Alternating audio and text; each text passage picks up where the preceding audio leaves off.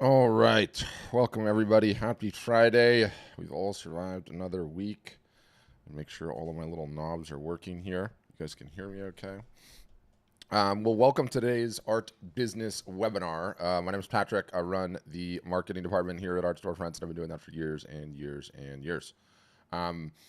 Sort of the point of these webinars, especially the ones that we run like this, are we somehow drawn you guys into our ecosystem, and you're wondering who we are, what we do, why we email so much, can we actually help you, do we know what we're talking about, and do you know, like, and trust us enough that you might want to actually do business with us. So that's the whole point of these particular webinars.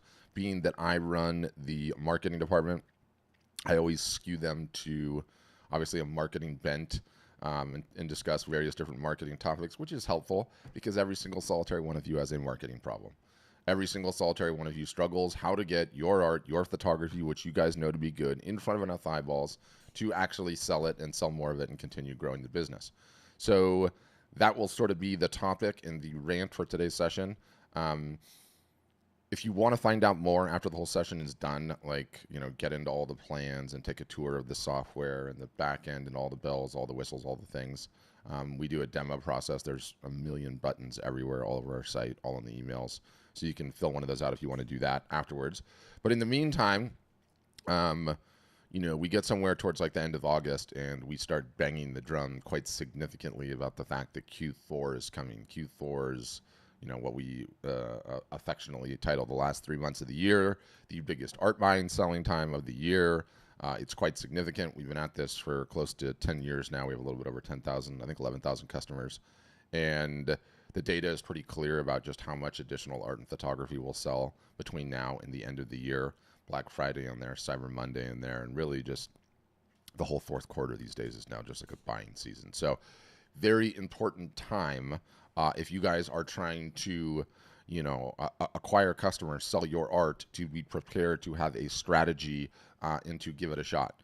I was thinking of an analogy today. It's kind of like, when you get one of those credit cards and it's like 1x cash back at restaurants and 2x cash back at gas stations, and the fourth quarter is like 5x cash back.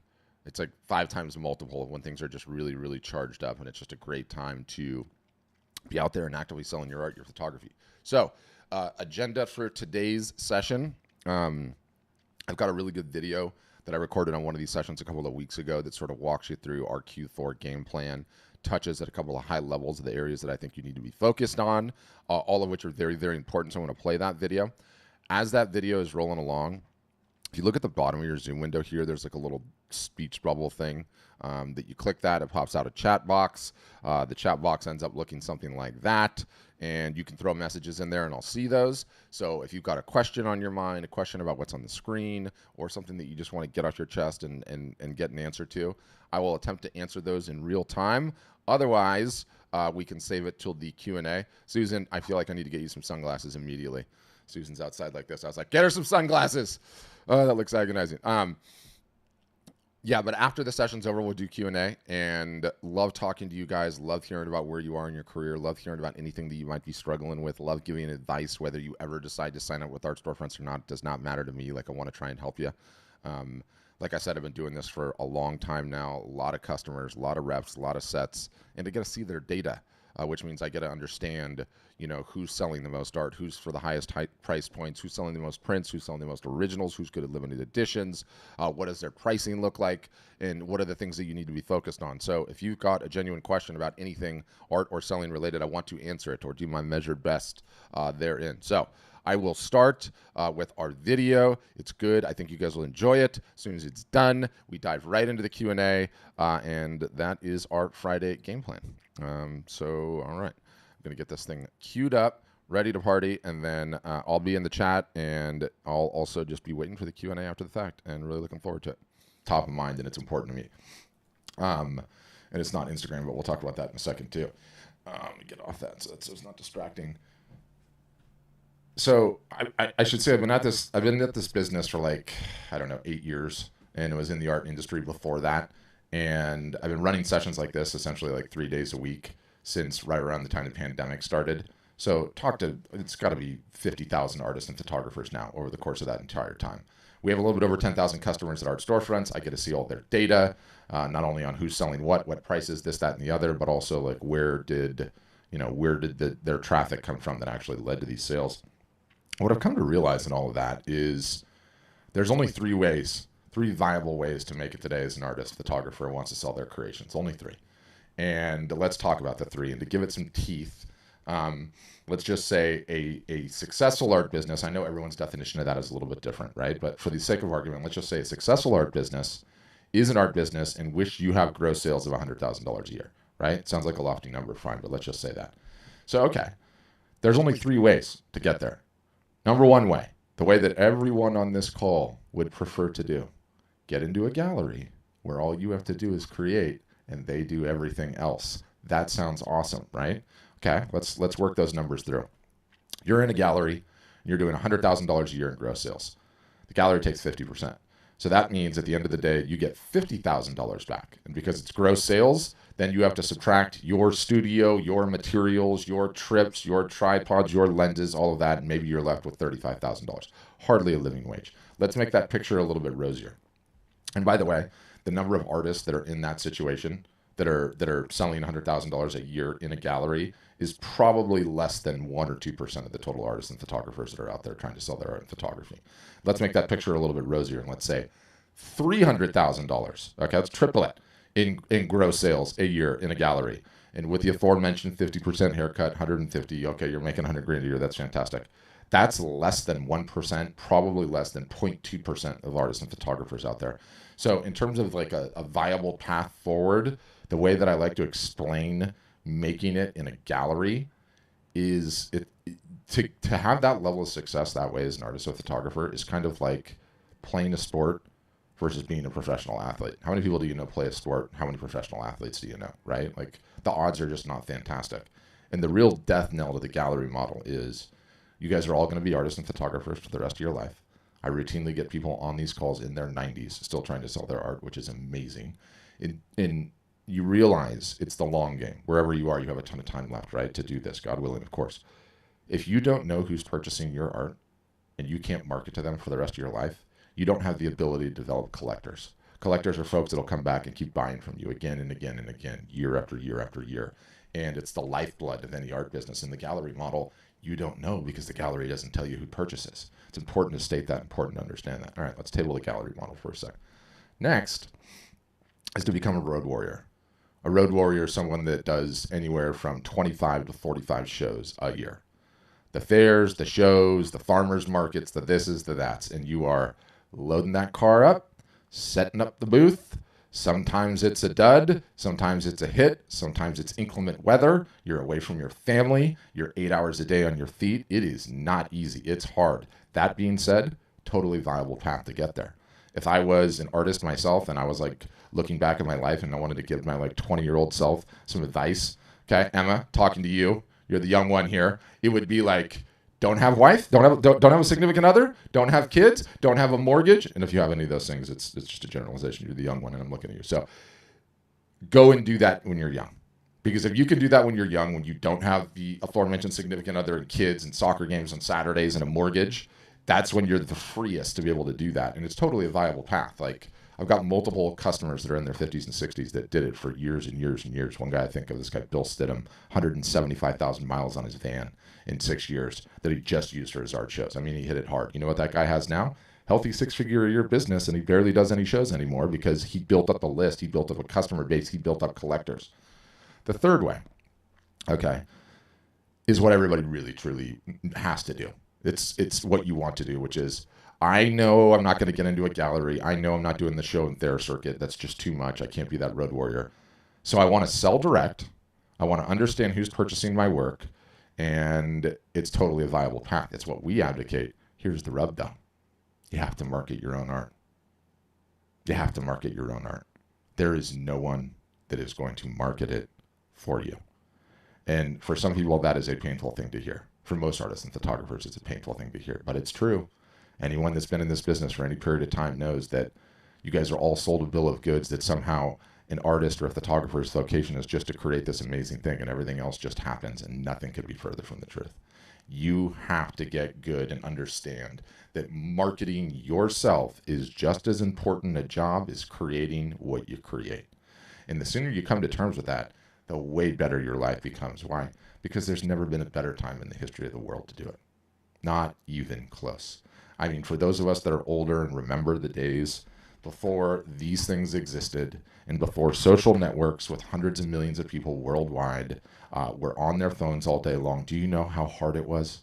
Do you know how much harder it was? You were geographically fixed on the planet somewhere, and that's where you started, and that's what you had. You had to grind way harder. Now, if you take your marketing vocation seriously, if you're like, I'm going to get good at this, if you realize that your art business is essentially 2 trains on 2 tracks. Train number 1, your art, your craft, your creations, your subject matter material, your brush, your lens, how good you get with all of that. That train has its own path, and it will go throughout the rest of your career. You want to get better at it. You want to make sure that train has no brakes.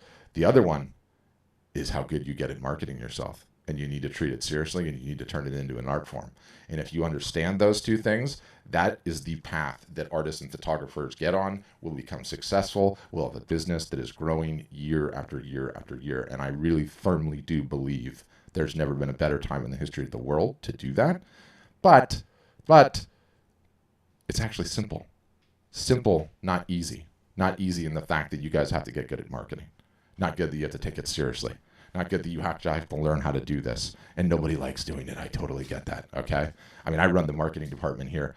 Truth be told, I don't even like doing it, okay? Posting on socials on a regular basis, content marketing, right? Running sales, all the things that you have to do. But I don't know what the alternative is. I don't know what the alternative is. Because of all the tens of thousands of artists and photographers that have come through these Zoom sessions in the last 3 years, there are maybe 1 or 2 that were doing great in the gallery. And I saw specifically, like right when COVID hit and all those gallery people got closed up, those people were flooding into these Zooms going, what do I do? I've got nothing. My income's done, right? It was terrifying. The road warriors are the road warriors. And then there's nothing else. You know, there's nothing else. Like, I've had like 6 people tell me they make more $10,000 a year on Saatchi, Fine Art America, Redbubble. I've had a couple of people on Etsy that are doing like $20,000 or $30,000 a year, but I haven't heard anyone else. So when you realize those odds, and please don't take it cynically, like this is only going to happen for you if you sign up at Art Storefronts. I don't care where you sign up or what you do, but I do care that if you want to take this business seriously and you want to see it growing year after year, it's the 2 trains, 2 tracks, no brakes. 2 trains, 2 tracks, no brakes. Okay. Now that rant is over with, I call this thing a Q4 boot camp, and I love the marathon analogy, all right? I hate running. I will never sign up for a marathon in my life. But I know some people that have, and there's one thing that you notice about those people that sign up for the marathon. As soon as you fill out that form for that miserable activity, your whole life changes. Why?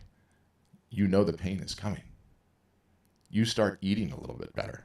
You start training and taking your exercising more seriously. You start getting better sleep. If it's me, you work on that drinking habit that you have, right? All of these things in your life, you start taking more seriously. And my contention, having been in this business for close to 10 years now, and having seen what goes on in Q4 the last 3 months of the year, it's a marathon that you're signed up for, whether you know it or not.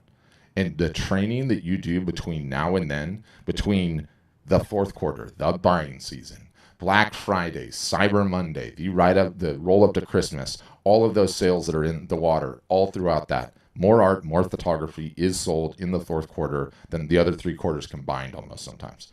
Like our customers that do it well have a good year based on what that 4th quarter is. And so my contention is that you're signed up for that marathon whether you know it or not. And the question is, what are you going to start doing between now and then? What are you going to start doing between now and then to get ready? Because if it's wait until things start getting colder, kids are back at school, you're running around like a crazy person, next thing you know, it's Thanksgiving. Oh, I gotta have a sale. And then you post something on Facebook and send an email to 6 people. Not gonna be good, right? So we need to start training now, right? We need to start getting our businesses in order now. And there's a number of different ways that you can approach that and that you can contemplate it. But step 1 in all of it is have it in the back of your head. It's coming. What you do between now and then is going to dictate the level of success that you have, and it is the most important time of the year to be selling. Without question, not even close. And you have to have your art up on the website. You have to start working on an email list. You have to start marketing regularly and consistently on the social media platforms. If you do that now, you're gonna wake up come October and you're gonna be like, oh, got a little momentum in my back. Things actually look pretty good here. People actually know who I am, and I have the ability to market and run some sales when Black Friday and Cyber Monday comes along. So very, very important to understand that happens every single solitary year. Every year it is absolutely fantastic in terms of sales, in terms of art and photography. So all very, very important. Pricing is another big one. And pricing is one of my favorite topics in this business period, right? And do you know what I love more than anything else? All the bullshit advice that's out there based on pricing. Here's the formula that you use for pricing. It's material cost times square inch times media times your time. Yeah, okay, great. Thanks for that. Magic, really. The only thing that matters is whether or not the art sells. There is no magical formula that's going to help you price your art if the art doesn't sell, which is why all of those formulas are nonsense. Pricing is quite simply this. And it's awesome and it's freeing. And once you do it, and once you realize this lesson, and I have like a really in-depth article on this, and I'm going to send it to all of you. You, creative types, need to have prices from 0 to 100. You need to have prices from 100 to 1,000. You need to have prices over 1,000. And you need to have one thing in the shop that is obscenely expensive. Okay? Now let me break that all down with some real numbers. The 0 to 100 is really, really easy, especially if you're reproducing your artwork in terms of prints. But you also have to have non-wall art as a part of your lineup. Okay? It can't just be wall art. And the reason is that not everybody is ready to buy wall art all the time. And so you're out there, you're doing your marketing, you're getting your art, your photography in front of people, and they're like, wow, I really like this person. I really like their creativity. Problem, I'm not in the market for art right now. I want to reward this person for their talent, but I'm not in the market for art right now. If only they had something that was non-wall art related. Oh, they don't. Tell you what, I'll make a mental note to come back here. I'm going to go watch some cat videos, and you know what the masks do there, right? They're not coming back. They're never coming back. So the importance of having the non-wall art is so critical. No one talks about this enough. A business, specifically your guys' businesses, can be judged how well they are growing on one metric and one metric alone: the number of new customers you are acquiring per year. The number of new customers you are acquiring per year. Why? Why? Because the easiest customer to get is the one that you already have. It is significantly easier to get somebody to come back and purchase a second time than it is to go out and find a new person and have them purchase for the first time. And this is just a fundamental rule of most businesses, but specifically this business. And I alluded earlier to how important it is to not sell in galleries so that you know who is purchasing your work. There is a phenomenon in here. I stole it from this guy, so I always give him credit. Hold on, I'm going to grab his book.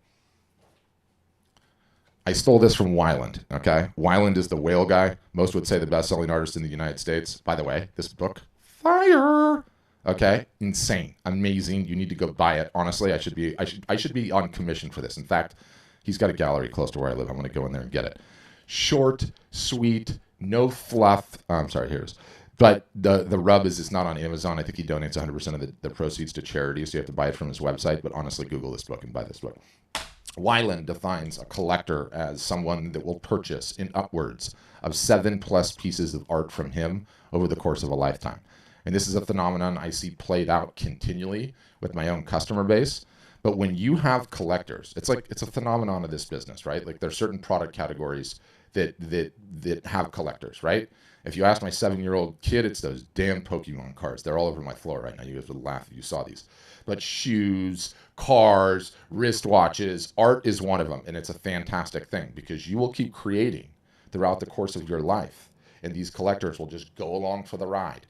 You keep raising prices, they keep coming and buying and buying and buying. Oh, that's awesome. Emma just said that book is on Spotify for free. I did not know that. Definitely listen to it. You want to highlight it, though. I'm not kidding. Great book. Where was I going with all that?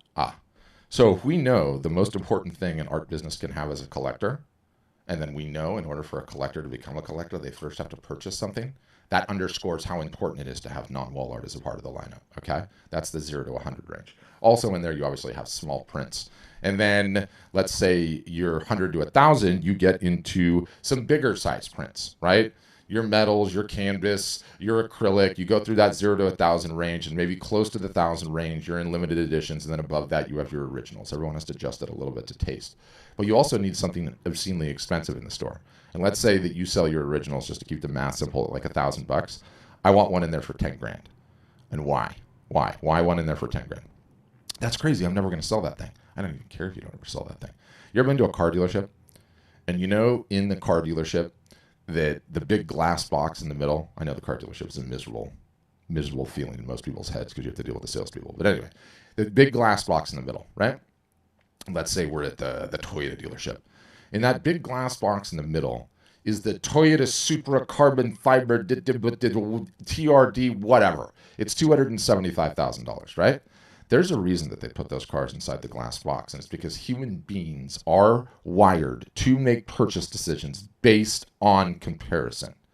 We anchor onto certain things to compare to other certain things. And so when we go and look at that $250,000 Supra or the $150,000 Land Cruiser that's inside the glass box, we anchor onto that price point, and it makes us feel just that much better about buying the $60,000 Highlander, right? That's on the outside. And that's a phenomenon called price anchoring. And it's just one of these psychological things that's really, really, really important to do. You feel better knowing that I didn't buy the most expensive thing. It makes you feel a little bit better. That's why you put that high-priced item in there. Also, everyone's followers, yours, mine, any business, that all fall into a thing that I call the socioeconomic bell curve, okay? It's your typical bell curve, exactly what you'd expect. And down at the low end of it, you have the low socioeconomic status. Those people can't afford anything. They'll like, comment, and share on your post. They're still good people. Then you have lower income folks, middle class, upper middle class, high net worth individuals, the bell curve, right? You know, what does everyone always say to me all the time? Yeah, I just want to target high net worth buyers. Yeah, good. That's great. You and every other business on the planet, aside from the 99-cent store, wants to target the high net worth buyers, okay? That is why it's insanely difficult to do that. But the point is, you need to have this range of pricing that I'm discussing to be able to cover all of the spots on that bell curve.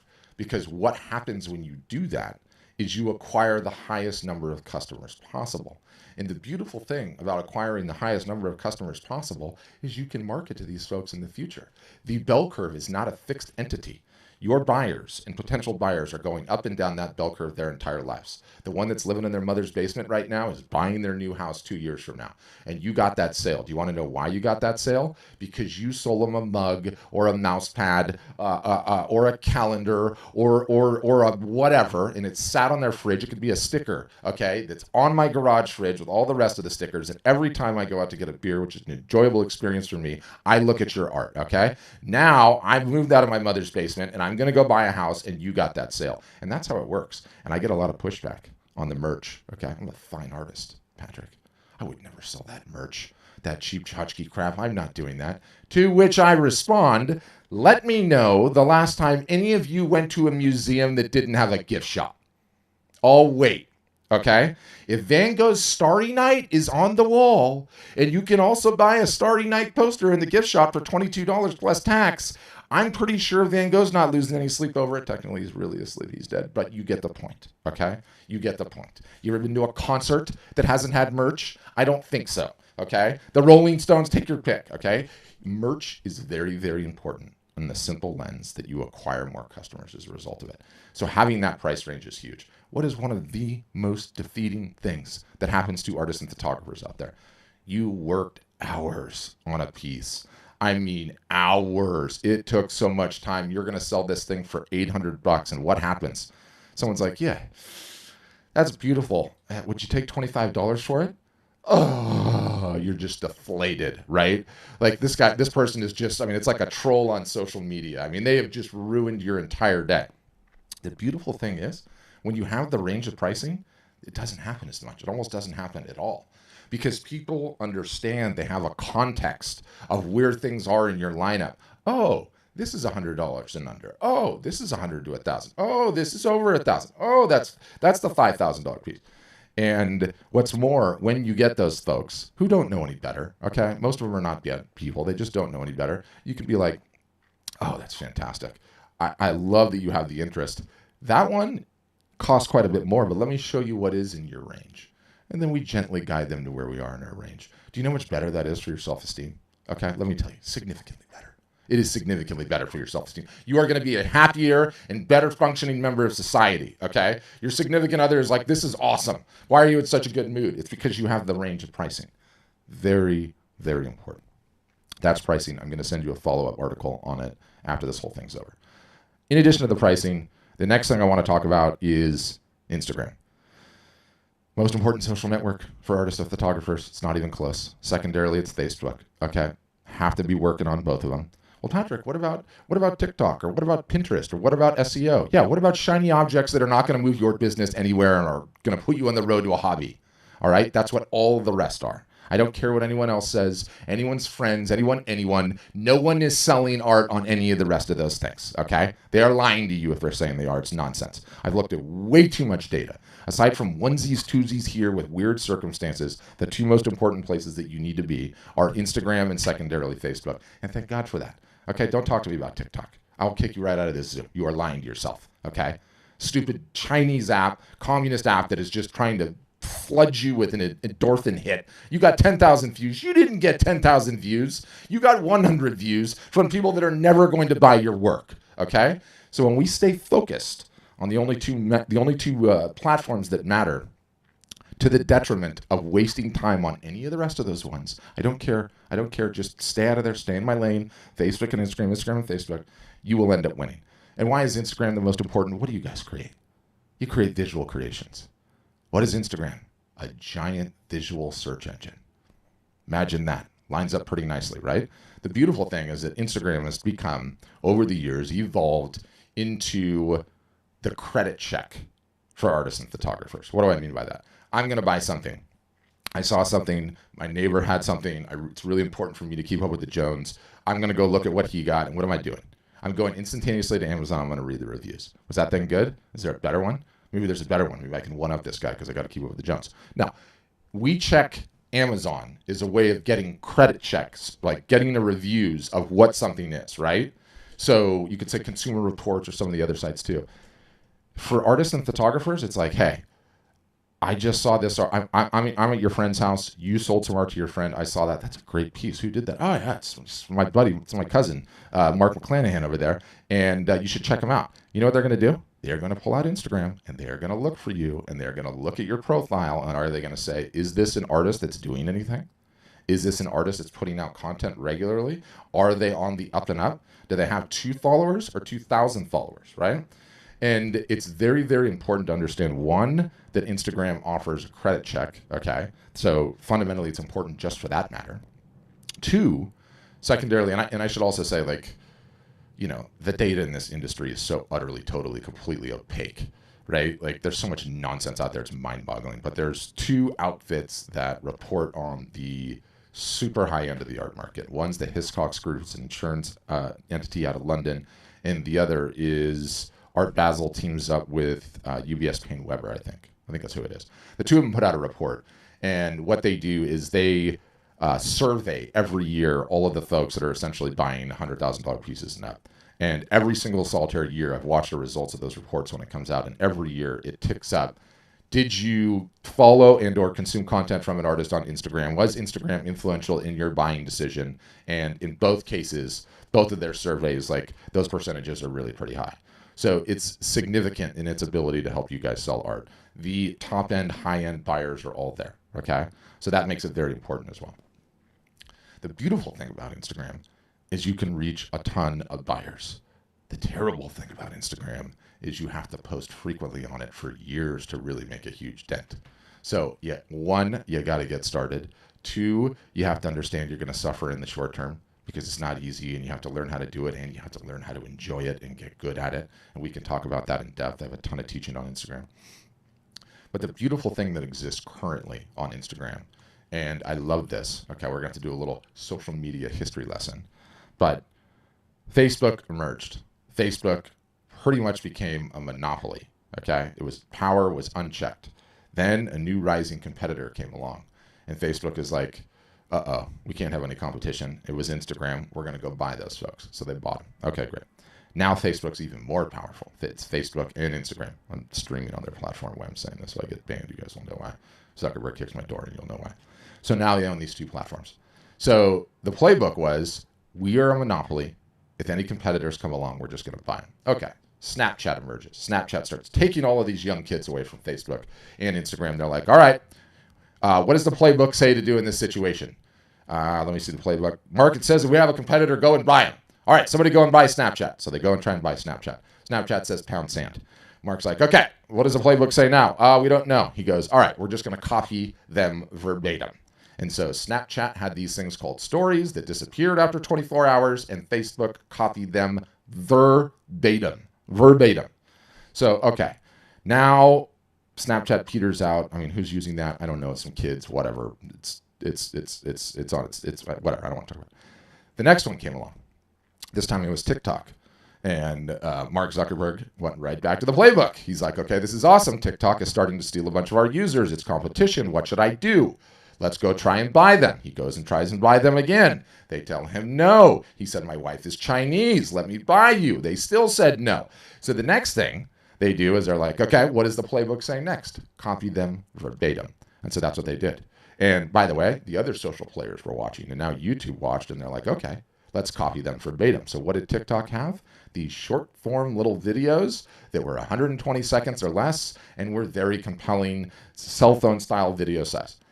They copied that feature verbatim and called it Instagram Reels. YouTube saw that, copied that feature verbatim, called it YouTube Shorts. I could cycle through the 3 views of those 3 different products, and you could almost not tell the difference. They even put the buttons in the same place as copycats. Anyway, why it was a brilliant thing, TikTok coming along, is it destroyed what has been up to that point in time the social contract. What is a social contract? What do I mean by that?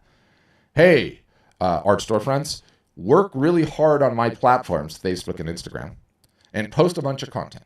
When you do, people will follow you and become fans.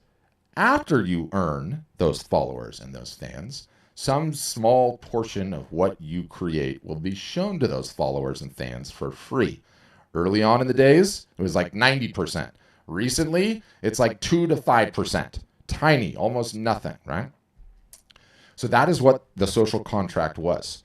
TikTok, God bless them, despite the fact that don't like the platform and think it's evil, has been still siphoning off users from Instagram at an alarming rate. It's all the younger kids and the people that are chasing likes that are not real and chasing views that are not real. It's a worthless platform. Anyway, so what they've done is they've torn up the social contract.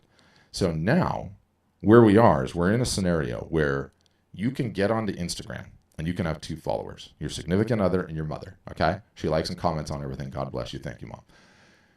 You can create content in the form of an Instagram Reel. And an Instagram Reel can potentially, if it's good, be seen by hundreds, by thousands, by even millions. In which case, you organically marketing without leaving your house, showing off your creations, understanding the platform, can get free reach. It used to be you didn't get that. And it used to be you had to pay a ton of money in terms of Facebook and Instagram ads to get that attention. Now you can do that without leaving your house. And that's an incredible, incredible thing. So it represents a huge, huge opportunity. And so that's where we stand right now as it sits in 2023. I believe Instagram is the most amazing platform that exists. That can bring you guys buyers, bring you guys fans, bring you guys email addresses, and yes, sell your art with photography, but you have to get good at marketing it. You have to understand how to post.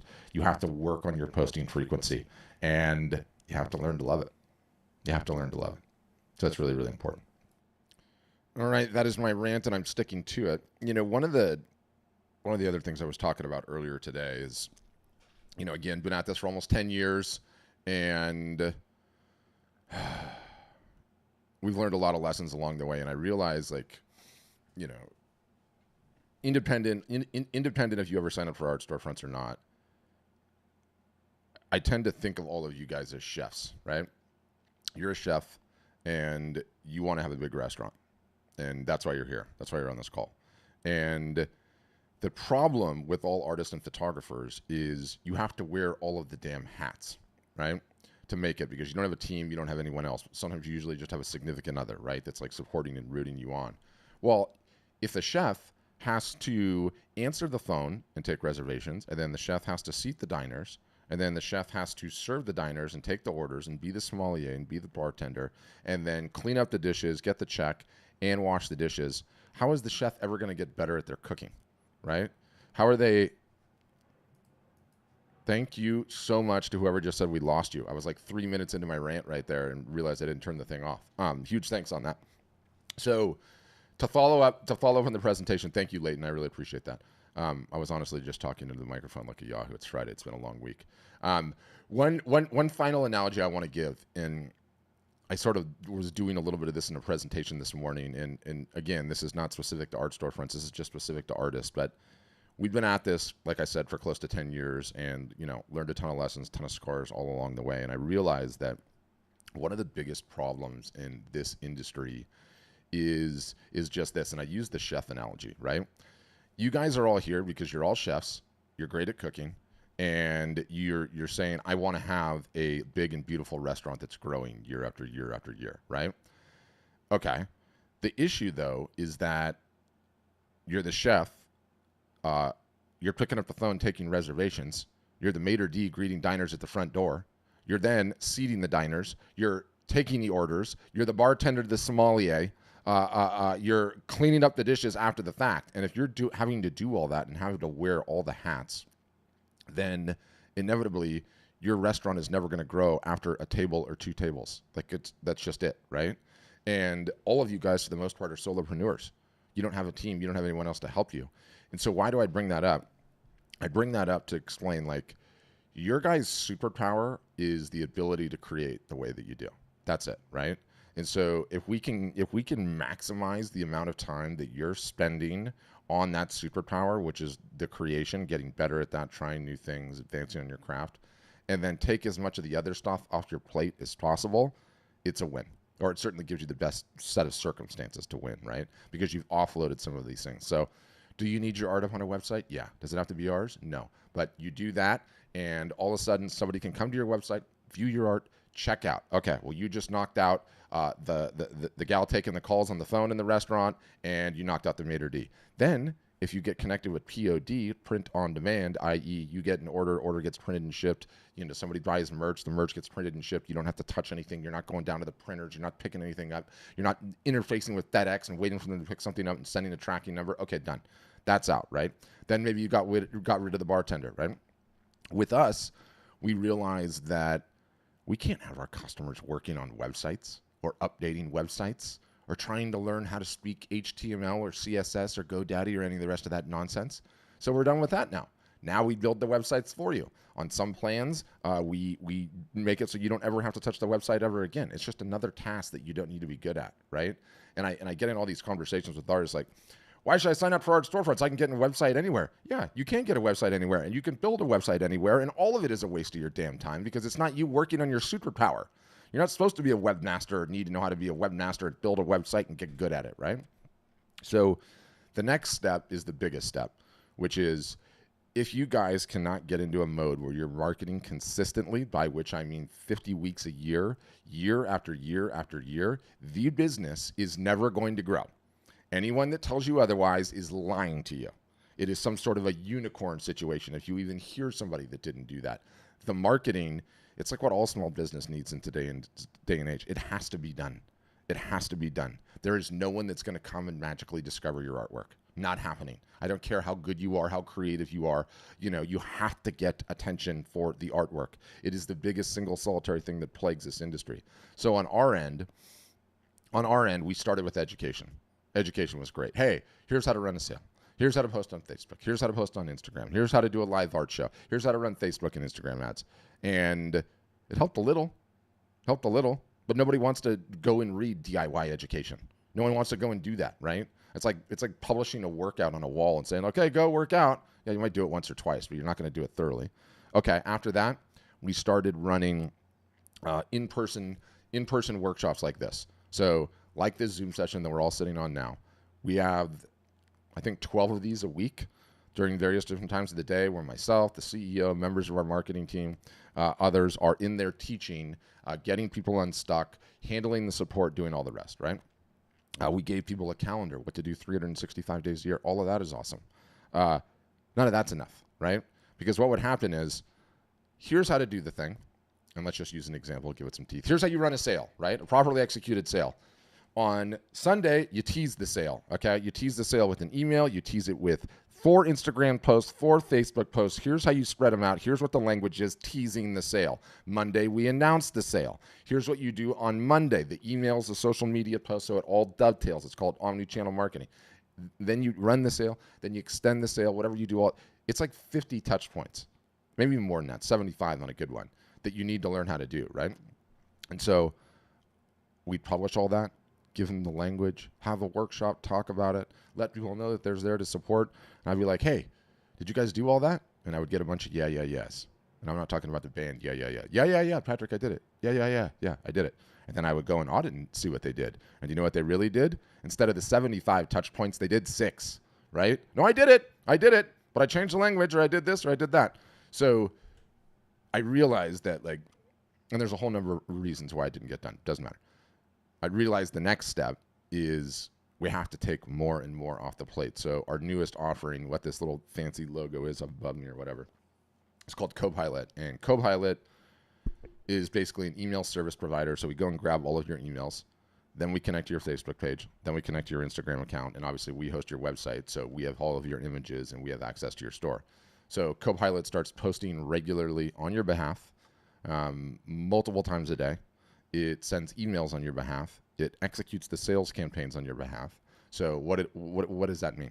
It will tease the sale. It will announce the sale. It'll go into your store, create the coupon code, change it, put it in your back end, put it on the announcement bar, send all of the emails, do the entire thing. And then when it's all said and done, turn it all off and put everything back to normal. And that's our next service, our latest service. And it doesn't do 100% of the marketing for you, but it does a good deal of the marketing for you. And it's sort of like if your art was in a gallery, it does everything that the gallerist would do, right? Has the conversations, talks about who you are, rotates through your catalog, introduces you, tries to move a lead down the line, and then eventually tries to get the sale over the line, right? What that's left our customers with that are on it is what I believe to be the 2 most important things to sell art. 1, creating it, right? And then 2, doing the marketing that only you can do. And I believe an art sale in today's day and age is usually 50-50. It's 50-50. It's 50% the art that you created, you know, how good it is, how it connects with people, all of that. The other 50% is who are you as the artist? What makes you tick? What makes you interesting? Are you a dog person? Are you a cat person? Are you from the East Coast? Are you from the West Coast? Are you a foodie? Do you like beer? Do you like wine? You know, do you whitewater rafting? Are you in Europe all the time? Like, people like to get bonded to who the artist is, what their story is, what makes them tick, and ultimately find something they have in common with them, which is the basis of all relationships, right? So the majority of the time that our customers have left for marketing that are on Copilot and that are doing their art is 50% of the time they're creating the art, 50% of the time they are posting about them. And I'm not talking about becoming a Kardashian or some sort of freak reality star. Okay, you don't have a camera crew following you around, but you have to do a little window into who you are, what makes you tick, what makes you exist, what makes you interesting. And each and every one of us is interesting. And the problem that I see with most artists and photographers out there is I go to your profiles and all I see are your images. I don't know a damn thing about you. I don't know what makes you tick, what makes you interesting, what you're interested in. Are you a mom, a dad, a brother, a sister? Do you live in the woods? Are you into gardening? Like, those are the things that we as humans are like, oh my gosh, I have that in common. That's so interesting. I wonder if that's how they painted this or how they shoot this or that's what all of those things. So that is where we're at currently. I don't know why I went on that whole rant. I know it's a Friday. It's been a long week.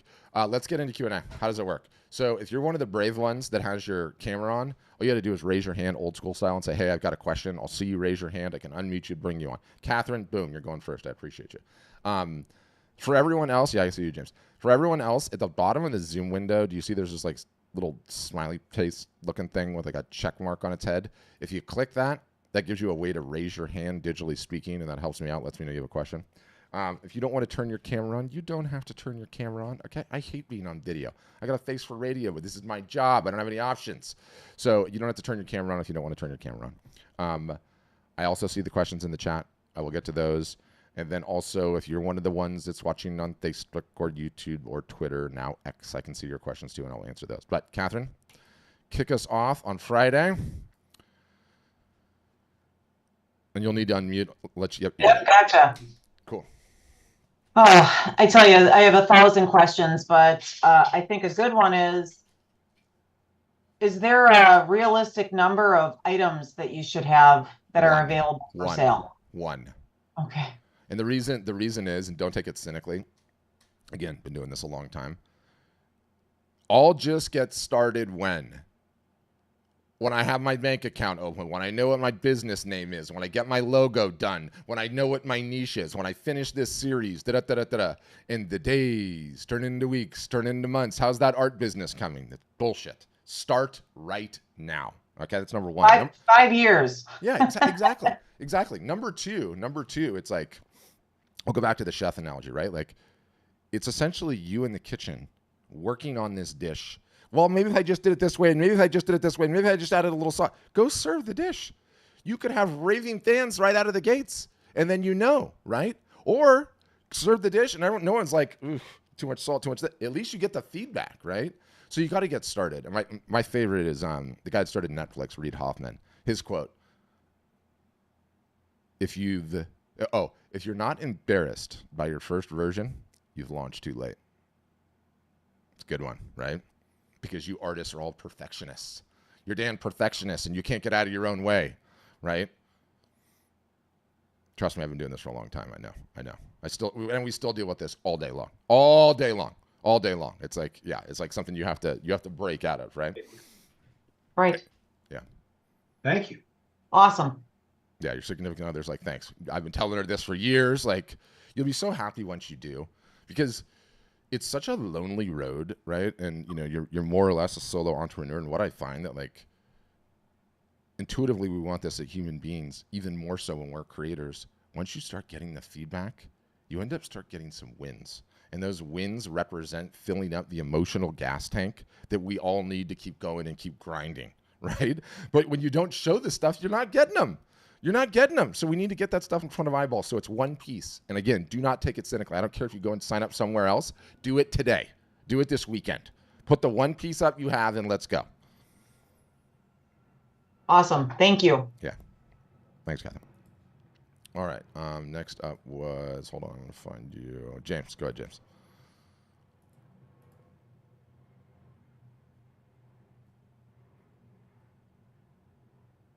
Oh, no, James, you already have an issue with your mic. Muting. Oh, I'm on now. yep. Gotcha. Thanks a lot, Pat. I attended Patrick's Instagram. Can you hear me all right now? Yeah, we got you. I attended Patrick's Instagram presentation the other night, and it was fantastic. I had left a message there. I was getting off of Instagram, and I'm ready to jump back on. But what I need from Patrick and anyone else who's part of your team there is help starting that art storefront website. There's supposed to be free offer there.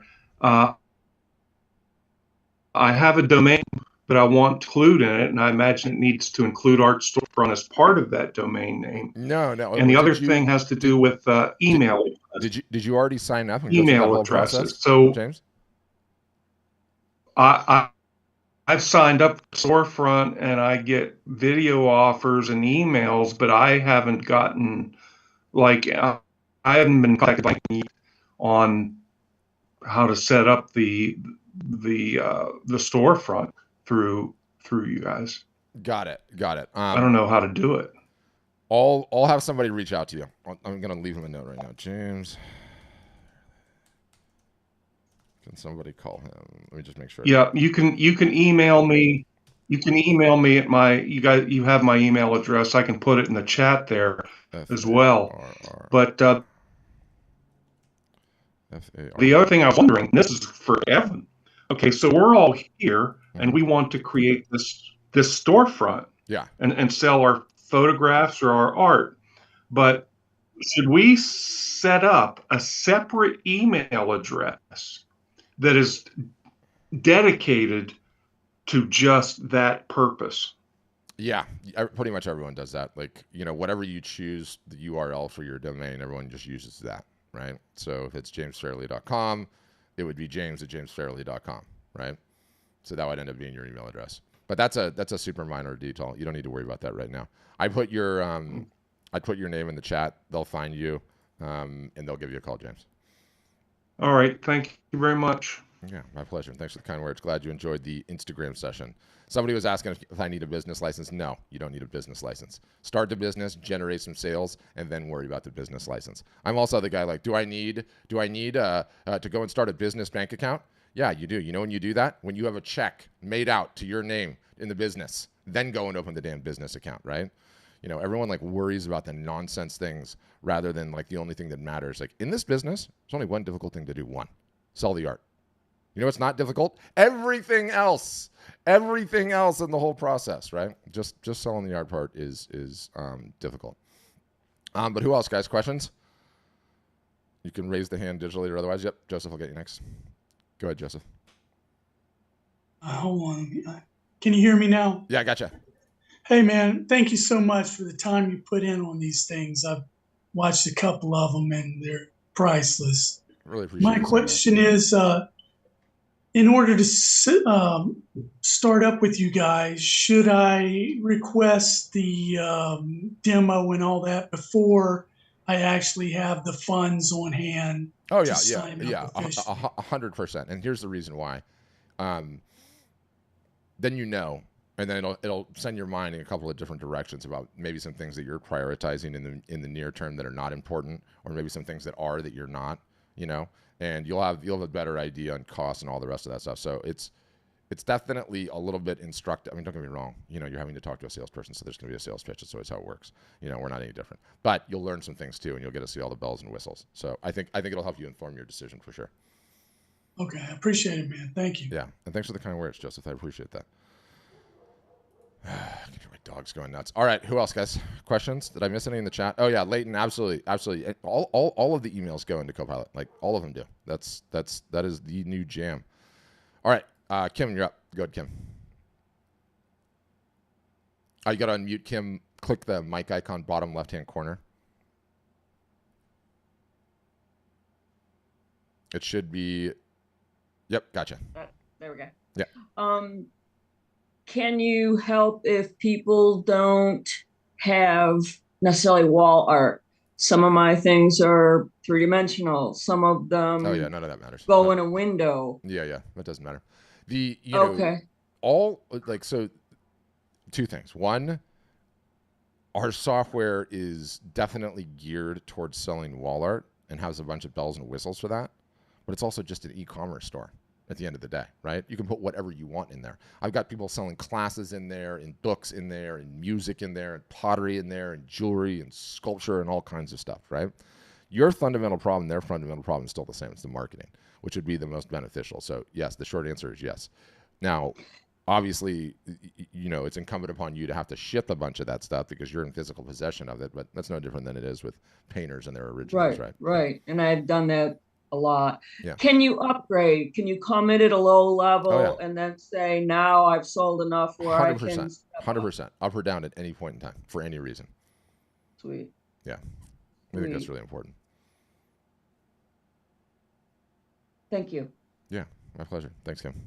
I'm so glad to know your name is Patrick. I was watching you on Facebook and I never heard you say your name. Oh, really? Yeah. Oh, So, yeah, I know, because the shorter clips, like, you don't ever introduce yourself, right? You're kind of just like, yeah, right. yeah, right. yeah. So, hello, Patrick. Yeah, well, it's nice. Thank you. Nice to meet you, Kim. Thanks. Okay, who else, guys? Questions, comments, concerns? Could be anything about anything, especially on a Friday. You guys are a shy bunch. Well, while you're contemplating whether or not you have a question, so I'll send you guys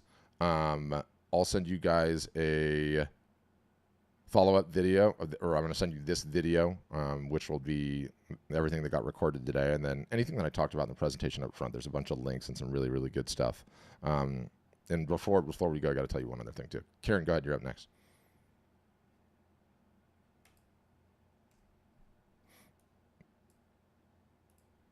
And you need to unmute, Karen. Yeah. Oh, okay. Gotcha. Can you hear me now? Mhm. Yeah, I've been on your list for a long time, and I just keep on looking at your emails. I think I might have mentioned at times in the past that I have a FASO Yeah. site. Mhm. And I haven't been doing the marketing stuff for it. Yeah. So I hope I could trust myself to do it with whatever it is that you folks have to offer that they don't.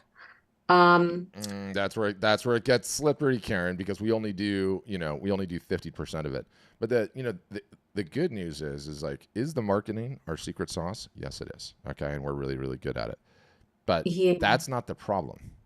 It's the combination of carrot and stick and community and encouragement and accountability, and sometimes I yell and scream, mild harassment, and then sometimes bribery. We deploy everything that we have in our arsenal to just keep our people moving forward, and that is honestly the single solitary most important thing.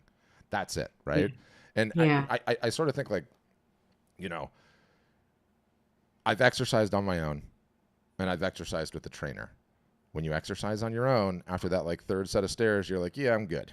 You know, when that guy's there yelling at you, you're going to keep going and you're going to keep going. Yeah. And then the night before, when you get the text message, we're all meeting at 6, see you at 6 a.m. It's like, oh God, why would this person leave me alone? Right?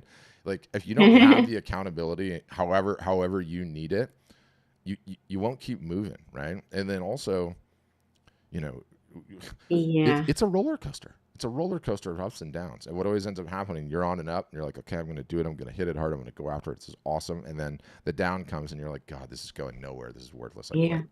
You know, and then the whole Um, cycle just repeats and repeats and repeats. I'm just wondering, how do you keep on top of so many people, In you terms, know, oh, so 'cause many we customers? have like, God, what are we, like 190 employees, something like that. We're Oh, pretty good wow. company. Yeah, Well, we're a that good company. helps a lot. Yeah. Um, Yeah. Another thing is, at some point, I mean, I haven't looked recently, but I looked at some of your sites, and I wasn't sure I really liked the look of them compared to what I have.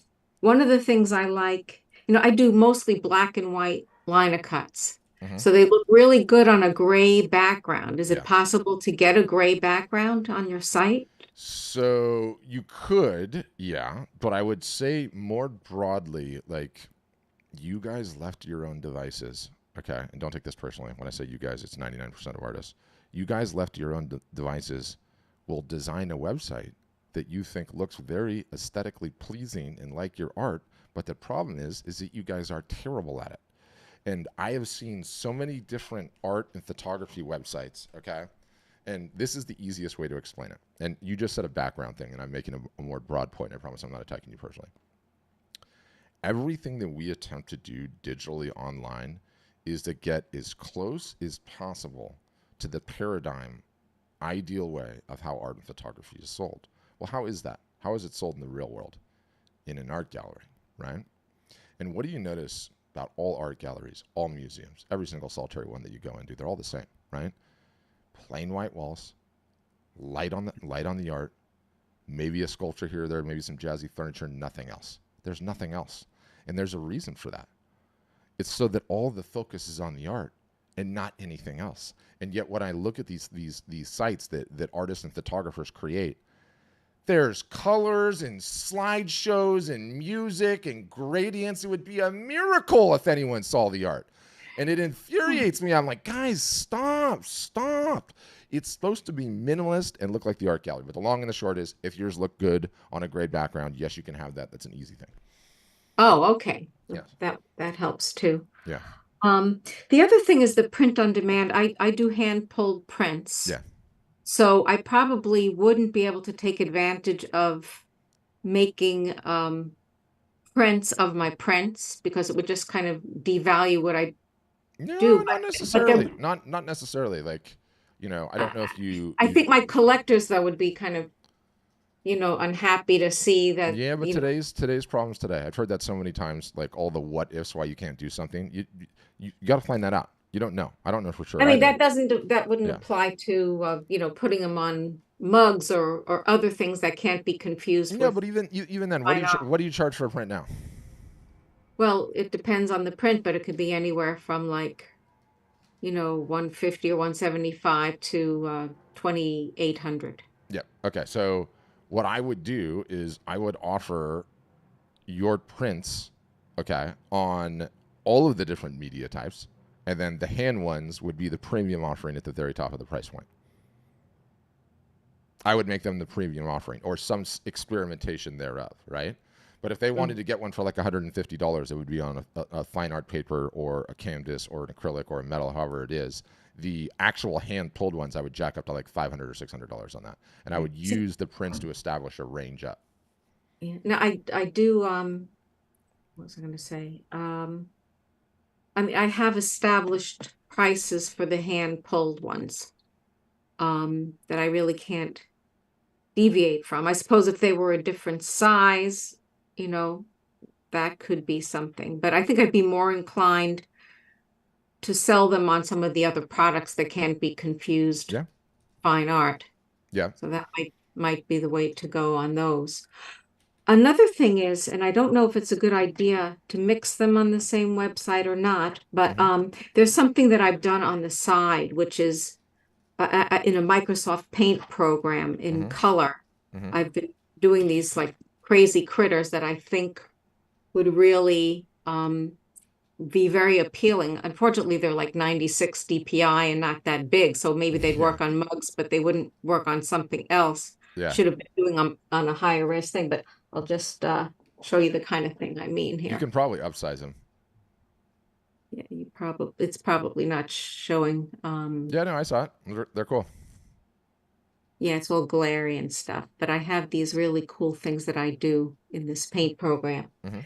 And it's something else that I could probably do on the print on demand, but But if I yes, to have answer your question, I would 1000% include them all on the same site. It's just, like it's just with the just- different, you could have different collections of stuff. Exactly right. Exactly right. You don't have to feel like you're married to one particular style, right? And you can always put that stuff up there and see how it does, and maybe it does really well, and maybe it doesn't do really well, or in between, or anything else. If people complain, you can always take it down, but you don't worry about that in the beginning. You get it up there and see what happens, right? Because you're 50% of the brand just as much as the work is. It doesn't matter if you've got your hand pulled prints and that stuff in there. Yeah, I understand there are some ways that you can take something lower res and make it higher res, but is that a very... Oh yeah, it's easy. The technology now that is so easy. I mean, especially It is easy. what you have in that paint program is like, it's not like you're scanning something or photographing something. You have a digital file with pixels in it. So all you have to do is to convert it to vector, and you can size it way the hell up. It's very easy. And how long would it take to Per convert? file, like a minute and a half. Really? Yeah. And what platforms do that? There's probably like a million different programs that do that. I would Google. So this is I always have to remind myself, well, how do I do that? We go to the Google on the internet machine, and what is the file type that comes out of that Microsoft Paint? Don't tell me it's a bitmap. Is it a JPEG? Oh, it is a JPEG. Oh, Okay. no, I think it comes out as a PNG. PNG. Okay. So how to convert Microsoft Paint PNG to vector? Go Google that and see what comes Convert up. And then PNG. once it's vector, you could put that thing on the side of a hot air balloon if you were so inclined. There's no loss of there's no loss of resolution whatsoever. Wow, that's pretty amazing. Yeah. Yeah, but I really do need this fourth quarter to be A good one. a good one. Yeah. Yeah, I'm with you. Yeah, but yeah, I think those are my questions for now. Awesome. But I really like you, and I like and you really know what you're talking about, and that's very encouraging. Well, I appreciate you saying that. And I like to think I don't sugarcoat it, which is also important, right? Like, you guys are sold such a line of bullshit everywhere that like there's some easy shortcut to it, or some magical formula, or some list of collectors, or like a secret hack of Facebook ads. That's all such bullshit. No one's coming to find you. There is no shortcut. If you don't regularly and consistently market, you will never get there. That's the bad news. The good news is there's never been a better time in history.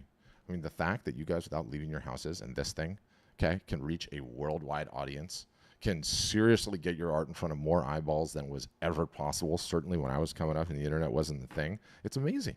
It's amazing. Mm. And all it requires is some consistency, okay, in a period of years. But no one ever wants to talk about that, do they? They always want to talk about the magical shortcut or some stupid marketplace where you upload your work and magically you get sales. And it doesn't ever work for anyone, you know? Like, aside from a unicorn here or there, like, you know, even the gallery model does not work. It does not work except for like the smallest, tiniest percentage of artists and photographers. And so the sooner you figure that out and the sooner you start working on actually growing the business, you can have something. And like way quicker and way easier, certainly, than it was 20 or 30 years ago. So that's at least encouraging. Mm-hmm. Yeah. Okay. And there are payment programs and things like that, or Yeah. Yeah. There are.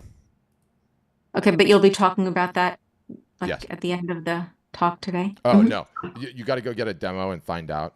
You know, I know they have some like break it up into, you know, you're going to have to ask them. I don't know all the details. Quite frankly, I stay out of there. I got enough problems.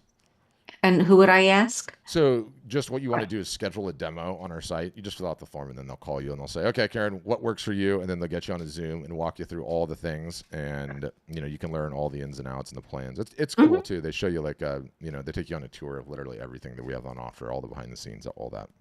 Yeah. Yeah. Okay. Wonderful. Well, Yeah. thanks for keeping after me Yeah. and everybody else, of course. Yeah. And- We practice what we preach on the consistency. Although we email too much, I'm well aware of that. Okay. I'm working on a fix for that, but you know, some internal politics in my company, I tell you. All right, guys, who else? Questions, comments, concerns? Can be anything about anything? Before I forget, I want all of you guys to subscribe to my podcast. It's good. To be honest with you, I think it's the best content I create out of anything that I create personally, but I've got some of the rest of my crew on it too. It's called the Art Marketing Podcast. It's literally anywhere that you might listen to podcasts. So it's on Apple Podcasts. It's on Spotify. It's on just insert name. It could be anything. I'll throw a link in the chat because I remember I told it yesterday. Where is it? I've got like a little link tree thing someone on my team made. And by the way, someone on my team made this for me without me even asking, and I didn't even know they did it. And they put it in a what link tree? They put it in a like a post on Instagram that they did for me. And I was like, I didn't even tell you to do that. Amazing. So I put that link into the chat. You can click that and that's like direct links to all the various different things. So it makes it sometimes easier to subscribe, but it's good. And I put a ton of energy and effort into that thing and some really, really good, you know, this, that, and the other tactical and all the stuff. So that is what I would say. What else? Oh, Karen, James wants to buy a coffee cup. Boom. You just sold one right there. Fourth quarter is started for Karen officially.